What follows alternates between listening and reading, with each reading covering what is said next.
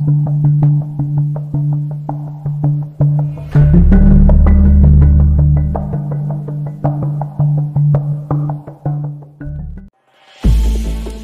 जंगल में गई थी। घास पर कुछ दूर तक घोड़ों के सींगों के निशान चले गए थे।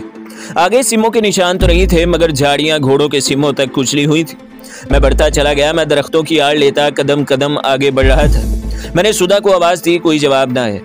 दूसरी बार ज्यादा जोर से जंगल में सन्नाटा ही छाया था। मेरी कनपटियां तक धड़कने लगी थी। अब महसूस हुआ कि मुझे सुधा रंगनी से कितना प्यार हो गया था। मैं इसके लिए जान तक कुर्बान करने को तैयार हो गया था। एक जगह जंगल में नारियल के दरख्तों का झुंड था और बेरी के जंगल दरख्त भी थे। सुधा रंगनी इस जगह नारियल और बेर लेने आती थी। यहाँ घास इस तरह खुदी हुई थी जैसे घोड़े इधर उधर टापते रहे हों। जमीन पर गुलमोहर का सुर्ख फूल पड़ा था। यह फूल सुधा रंगी अपने जोड़े में लगाती थी। मैंने फूल उठाया तो वो कुचला हुआ था।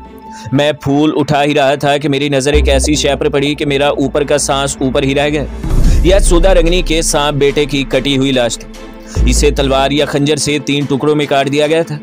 इसके कटे हुए जिस्म पर चियूंटियां निकल रही थी। मैंने सुधा रंगनी के काले सांप बेटे को पहचान लिया था। सुधा का सांप बेटा हलाक कर दिया गया था। इसका मतलब था कि सुधा रंगनी को डाकू अगवा करके ले गए।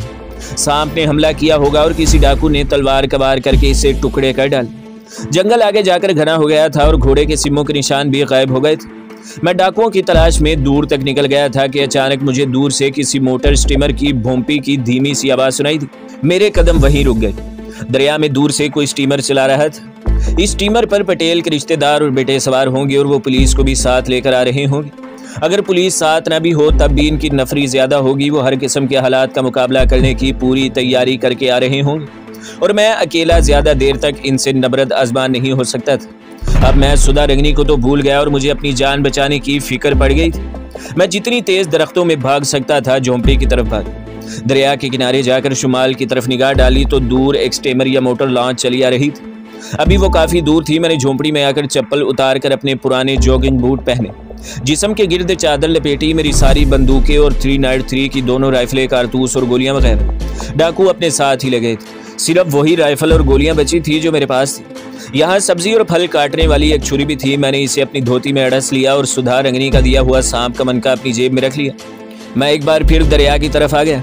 स्टीमर अब करीब आ गया था और इसके ऊपर लहराने वाला गुजरात पुलिस का नीला और गेरवे रंग का झंडा हवा में फिरफिराता साफ नजर आ रहा था। मैं छलांग लगाकर पटेल के दरिया के किनारे मोटर कश्ती में गया। जीना उतरकर मिट्टी के तेल का कनस्तर लेकर इस तेल को इंजन के पास उलट दिया। फिर कपड़े के एक टुकड़े को आग लगाकर फेंका और बाहर निकालकर झोंपड़ी की तरफ दौड़ पड़ा। मोटर कश्ती के इंजन ने आग पकड़ ली। इसमें से पहले धुआं और फिर आग के शोले बुलंद होने लगे। मैंने अपनी सीमत का तयन शुमाल मगरिब की तरफ कर लिया था, क्योंकि इसी रुख पर बड़वोदा और अहमदाबाद के वस्ती जंगल में वो पुराना किला नुमा खंडर था जिसके जेरे जमीन लेबॉर्ट्री में मेरे साथी एजेंट अमजद के मुताबिक पाकिस्तानी साइंसदान डॉक्टर अफरीदी और इसकी नौजवान बेटी नौरीन कैद थी। नारियल के झुंड में सुधा रंगनी के सांप बेटे की लाश अब चियूंटियों से पूरी तरह ढक गई थी। यहाँ पहुंचकर मुझे पीछे दरिया की तरफ से एक धमाके की आवाज सुनाई दी। ये पटेल की मोटर कश्ती के फटने का धमाका था। इसके साथ ही मोटर लॉन्च के भोंपुर की आवाजें बुलंद होना शुरू हो गई थी। मालूम हुआ कि पुलिस पार्टी दरिया के किनारे पहुंच चुकी है। मैंने ज्यादा तेजी से भागना शुरू कर दिया। अब हर दूसरे कदम पर दरख्त मेरा रास्ता रोकते थे, लेकिन पीछे मेरी और मेरे मुस्तकबिल की मौत मेरे ताकुब में थी और आगे एक अहम तरीन मिशन मेरे इंतजार में था। मैं भागता चला गया। जंगल इस कदर घना था कि मैं तेज नहीं दौड़ सकता था। खारदार झाड़ियां, दरख्तों की टहनियां और घुटनों तक घास कदम कदम पर मुजाहमत कर रही थी। फिर भी मैं इन रुकावटों को अबूर करता जितनी तेज भाग सकता था भागा जा रहा था। गुजरात पुलिस की लांचों के भूंपुओं की आवाजें मेरा पीछा कर रही थी। पटेल की जिस मोटर लॉन्च को मैंने आग लगाई थी इसके धमाके बंद हो गए थे।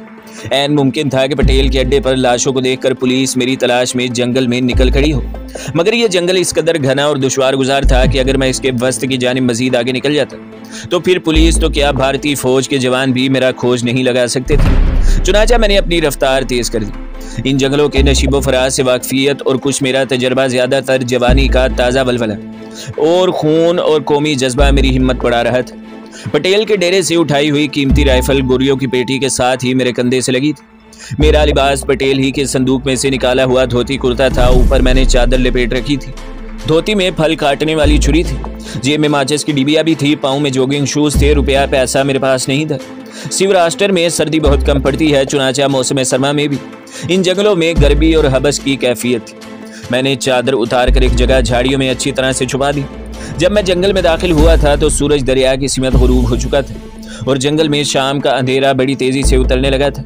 ये बात मेरे हक में जाती थी। दूसरी तरफ मुझे शेर और चीते और सांप बिच्छू का डर भी था।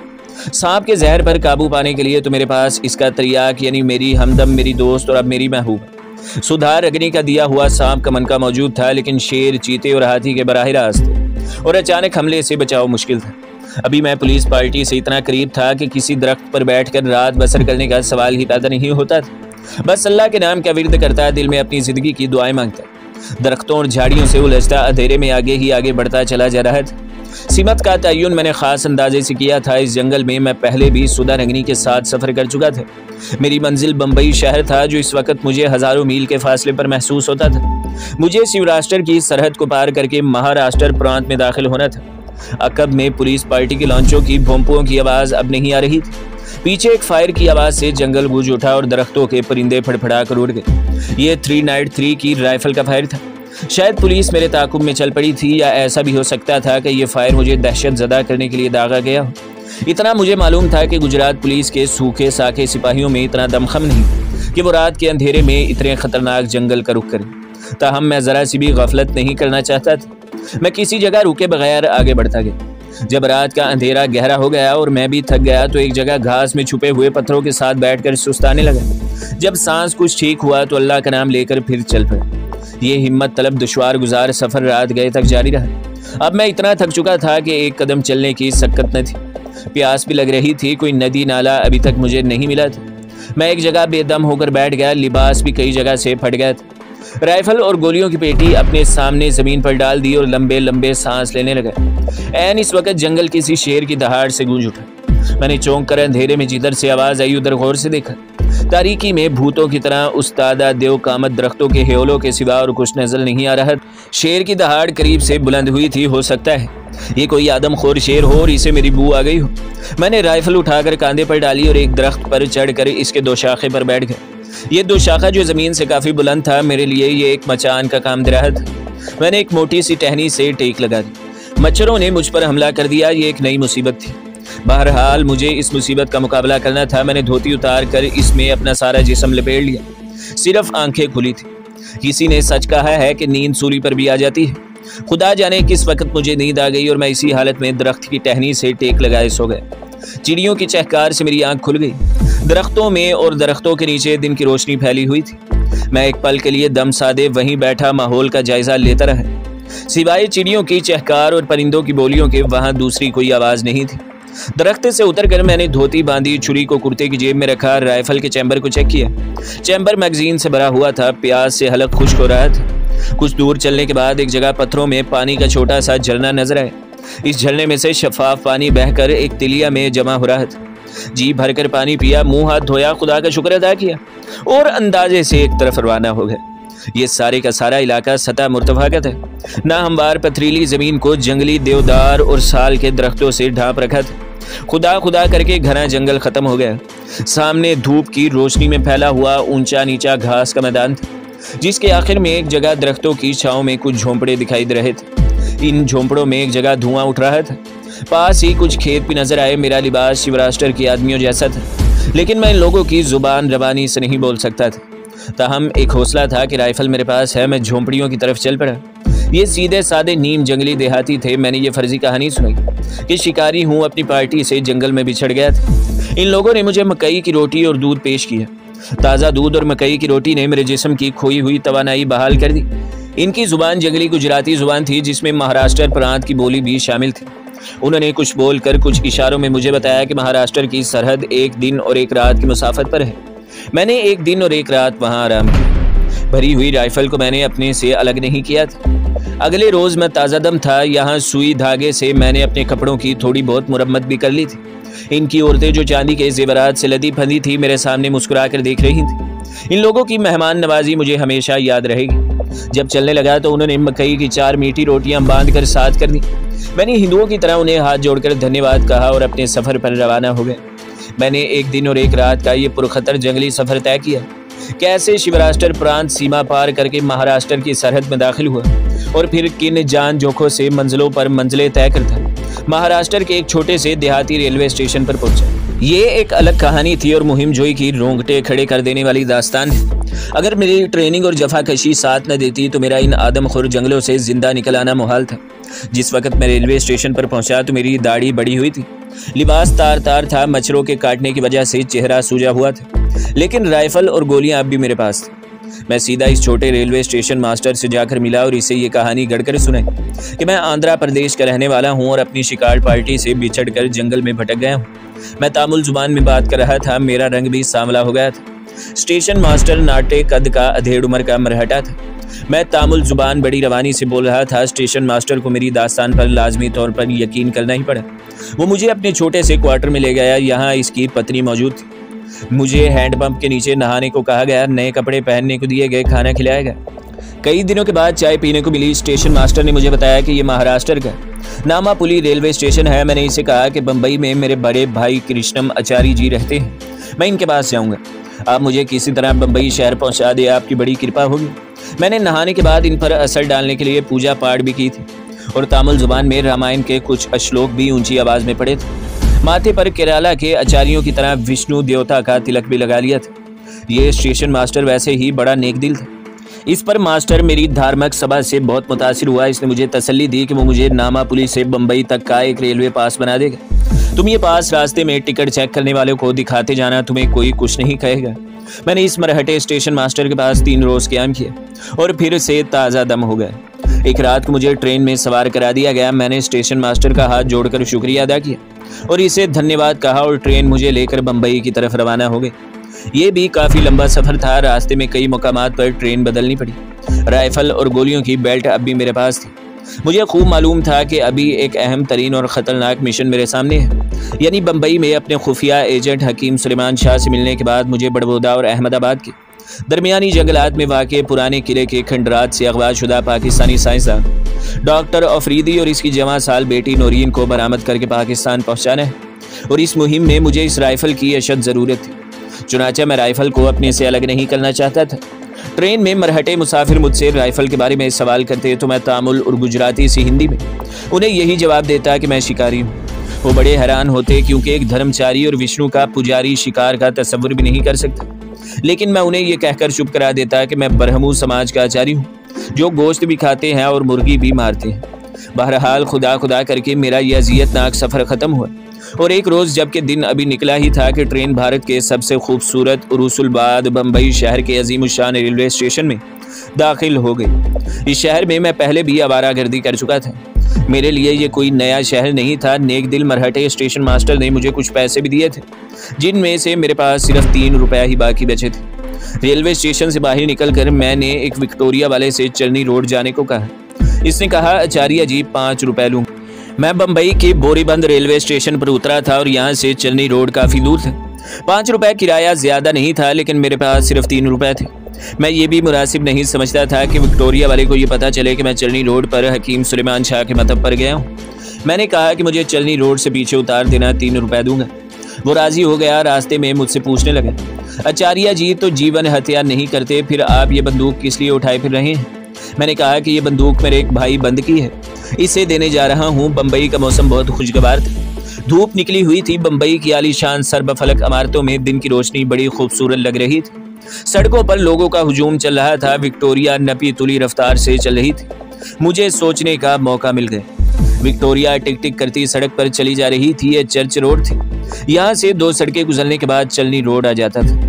चर्च रोड के कोने पर पहुंचकर मैंने विक्टोरिया वाले से कहा, बस भैया मुझे यहीं उतार दो, मेरे 3 रुपये यहाँ ख़त्म हो गए। विक्टोरिया वाला, जिसने तुर्की टोपी पहन रखी थी, ऊपर गद्दी पर बैठे बैठे मुस्कुरा कर बोला, स्वामी जी कोई बात नहीं, मैं आपको चलनी रोड पर ही पहुँचा देता हूँ। लेकिन मैं एहतियात के तौर पर चलनी रोड के नाके पर उतर गया। मैं कुशादा सड़क के दोनों तरफ चाय के होटल और दुकानों के बोर्ड पढ़ता आहिस्ता आहिस्ता फुटपाथ पर चला जा रहा था। आधी सड़क तय करने के बाद मुझे फुटपाथ पर एक जगह सुलेमान दवाखाना का छोटा सा उर्दू में लिखा हुआ बोर्ड नजर आया। यही मेरी मंजिल थी। दवाखाने की एक छोटी सी ड्योढ़ी थी। एक जानिब कमरे में गोल मेज़ पर अखबारात रखे थे। कुछ लोग अखबार पढ़ रहे थे। ये हकीम साहब की लाइब्रेरी थी। आगे सामने दवाखाने का दरवाज़ा था। मैं दवाखाने में दाखिल हो गया। एक नौउम्र लड़का फर्शी नशिस्त के पास बैठा दवाइयों की पुड़िया बांध रहा था। हकीम साहब की नशिस्त पर एक पुरानी वज़ा की संदूकची रखी थी। हकीम साहब खुद मौजूद नहीं थे। मैं वही नशिस्त के करीब दरी पर बैठ गया और लड़के से कहा, बच्चा जाकर शाह जी से कहो स्वामी जी बड़ी दूर से इलाज कराने आए हैं। लड़का बड़ी बेनियाजी से बोला, शाह जी 10 बजे से पहले बाहर नहीं आते। मैंने अपने पेट को दोनों हाथों से दबाते हुए कहा, बच्चा मेरे पेट में बड़ा दर्द है, जाकर हकीम जी को बुला लो, दर्द से मरा जाता हूँ। मैंने अदाकारी शुरू कर दी। लड़का मेरी अदाकारी से कुछ ज्यादा ही मुतासिर हो गया।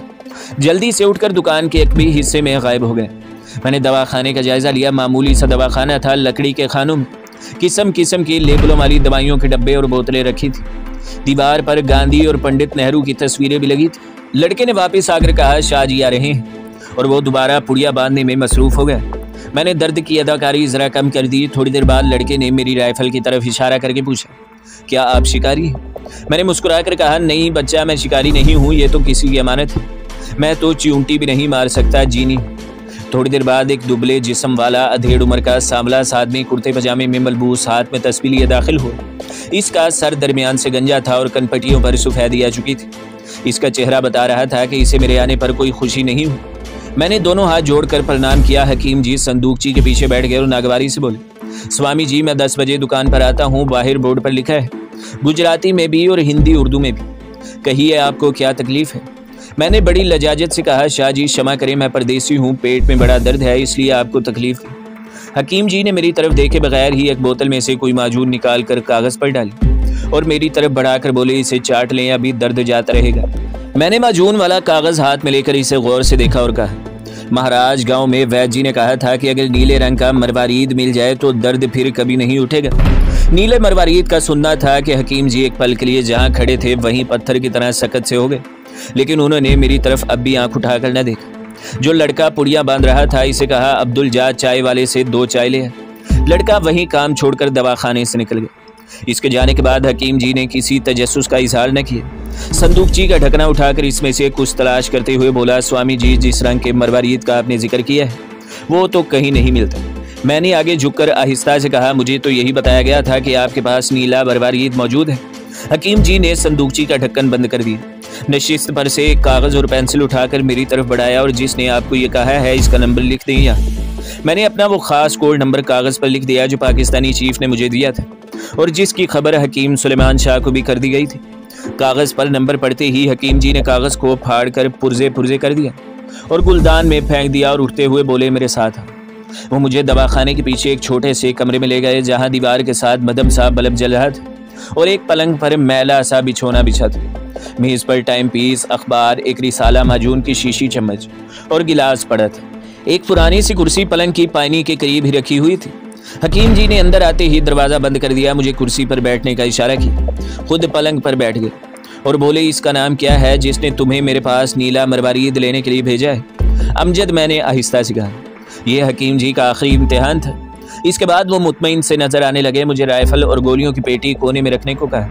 इतने में लड़का चाय के 2 कप ले आया। इसके आने की आहट पाते ही हकीम जी ने मेरी नब्ज़ पकड़ ली। लड़का चाय के कप रख कर चला गया। हकीम जी ने मेरी कलाई छोड़ दी और कहा, चाय पियो। कमरे में खामोशी छा गई। हकीम जी चाय का घूंट पीकर बोले, मुझे तुम्हारा इंतजार था। मैंने उन्हें बताया कि मैं शिवराष्ट्र और महाराष्ट्र के पुरखतर तवील दुश्वार गुजार जंगलों का सफर करके इनके पास पहुंचा हूँ। उन्होंने मुझे खामोश रहने का इशारा किया। चाय का प्याला तपाई पर रखकर उठे, दरवाज़ा खोलकर बाहर गए। थोड़ी देर बाद वापिस आए, दरवाज़ा बंद किया, पलंग पर बैठ गए। चाय का कप उठाया, एक घूंट भरा और संजीदा लहजे में कहा, हालात ने नई शक्ल इख्तियार कर ली है। मैं सवालिया अंदाज में इनकी तरफ देखने लगा। वो बोली, 2 रोज हुए पाकिस्तान से चीफ ने तुम्हारे लिए एक नया ऑर्डर भेजा है, तुम्हें कश्मीर जाना होगा। मैंने कहा, लेकिन मुझे तो डॉक्टर फरीदी और इसकी बेटी को निकाल कर पाकिस्तान पहुंचाना है। हकीम जी ने चाय का कप तपाई पर रख दिया, बंद दरवाजे की दूर से बाहर जाकर फिर मेरी तरफ ना करके बोले, डॉक्टर फरीदी वाला मिशन किसी दूसरे एजेंट के सुपुर्द कर दिया गया है। कश्मीर मिशन बहुत अर्जेंट और हंगामी मिशन है। तुम चूंकि कमांडो हो और पहले भी पठानकोट में कामयाब ऑपरेशन सर अंजाम दे चुके हो, इसलिए तुम्हें खास तौर पर इस मिशन पर भेजा जा रहा है। क्या ये कोई मिलिट्री मिशन है? मैंने सवाल किया। हाँ, ये बड़ा ही सीक्रेट, अहम और अर्जेंट फौजी मिशन है। मैं तुम्हें इसकी सारी तफसीलात बता दूंगा। पहले तुम्हें मेरे इस बिछौने पर आराम करना होगा। तुम सो जाओ, अब तुम अपने आप मेरी कोठरी से बाहर मत आना। ये कहकर हकीम साहब दरवाज़ा बंद करके चले। नरम बिछौना मिला तो लेटते ही नींद आ गई। दोपहर के 1 बजे हकीम जी ने आकर मुझे जगाया। वो मेरे लिए खाना तैयार करके लाए थे। बकरे का गोश्त और रोटियां थी। मैंने खूब सैर होकर खाया। हकीम जी ने मतलब की कोई बात न की और मुझे दोबारा सुला दिया। अब आँख खुली तो शाम हो चुकी थी। हकीम जी खुद मेरे लिए चाय लेकर आए। अब भी उन्होंने मेरे सीक्रेट फौजी मिशन के बारे में कोई बात न की। चाय पर वो मुझसे मेरी पुरानी मुहिम की तफसीलात सुनते रहे। जब रात हो गई तो उन्होंने मेरे साथ खाना खाया और कहा, मैं दवा खाने में सोऊंगा, तुम इसी पलंग पर आराम करो, मैं सुबह की नमाज के वक्त आऊँगा। तो दोस्तों, अगली किस्त देखने के लिए हमारे चैनल को सब्सक्राइब करें, वीडियो को लाइक करें और बेल के आइकन को भी दबा दें ताकि हर जो आने वाली वीडियो है वो आपको सबसे पहले मिलती रहे।